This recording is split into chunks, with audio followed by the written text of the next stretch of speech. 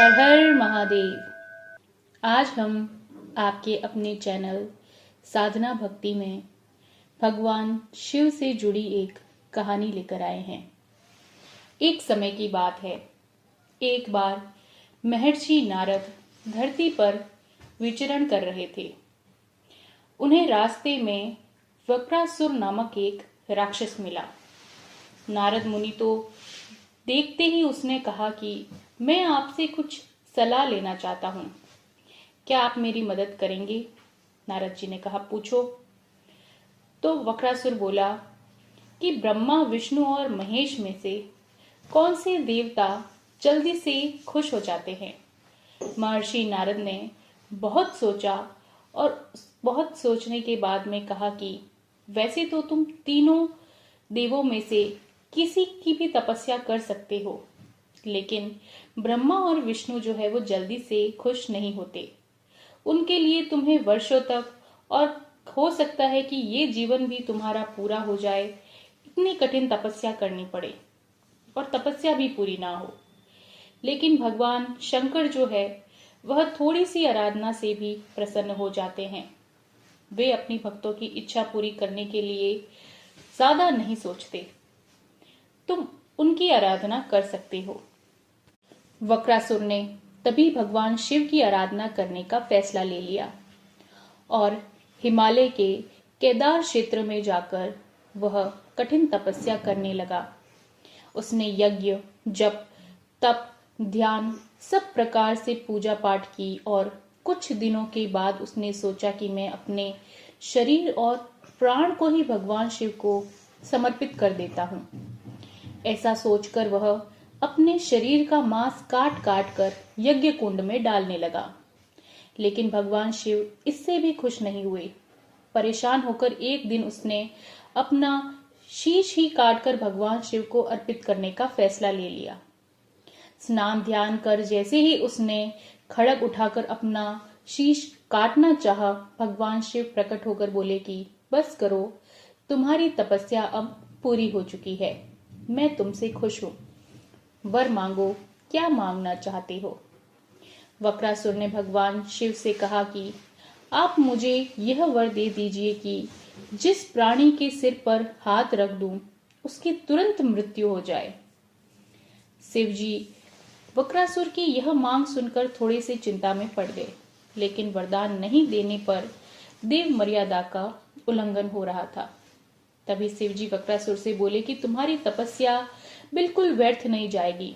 तुमने मुश्किल वरदान की कामना से तपस्या की थी, इसलिए तुम्हें तपस्या भी कठिन करनी पड़ेगी। जाओ, जैसा वर चाहते हो वैसा ही मिलेगा।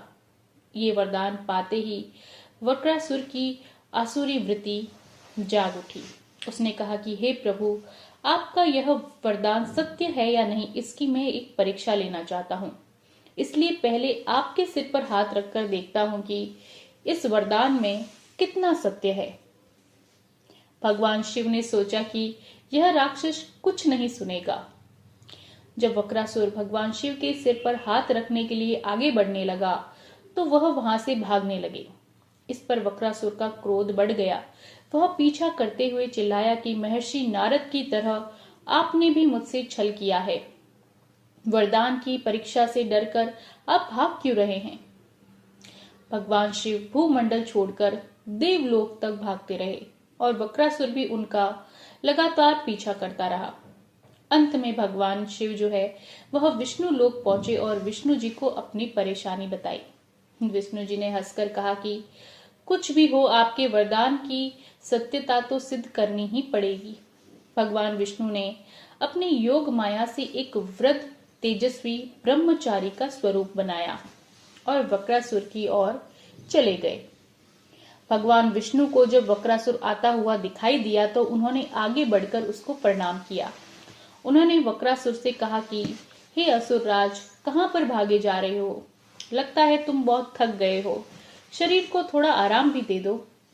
आप सब प्रकार से समर्थ हो, फिर भी मेरे योग्य कोई काम हो तो मुझे जरूर बताना। अक्सर लोग जो है वह अपने मित्रों और सहायकों से ही अपने काम को पूरा कर लेते हैं। एक तेजस्वी ब्रह्मचारी की ऐसी बातें सुनकर वक्रासुर ने भगवान शिव के वरदान और उसकी परीक्षा की पूरी बात बताई।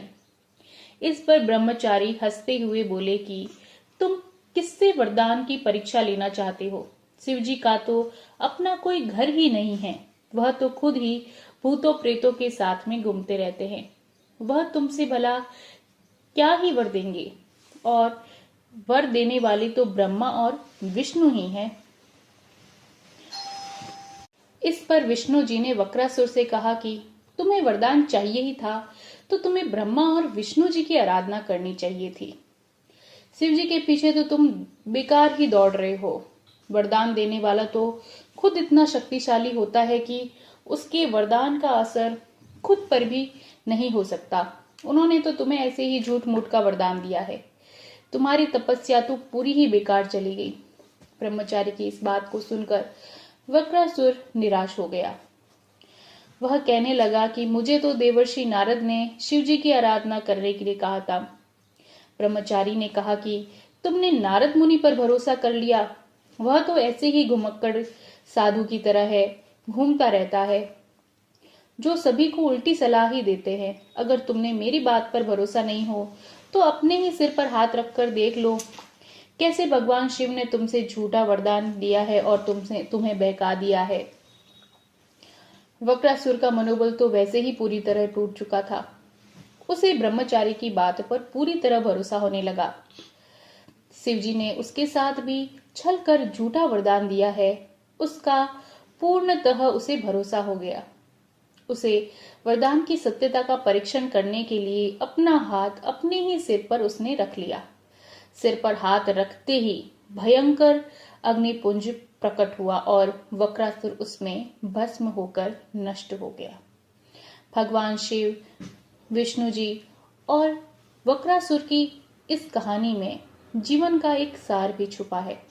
यह कहानी से हमें यह शिक्षा मिलती है कि बिना सोचे विचारे किसी को कुछ देना और पाने वाले का कृतज्ञ होकर उसकी दाता को ही संकट में डाल देना, उसका ऐसा ही नतीजा होता है। हर हर महादेव।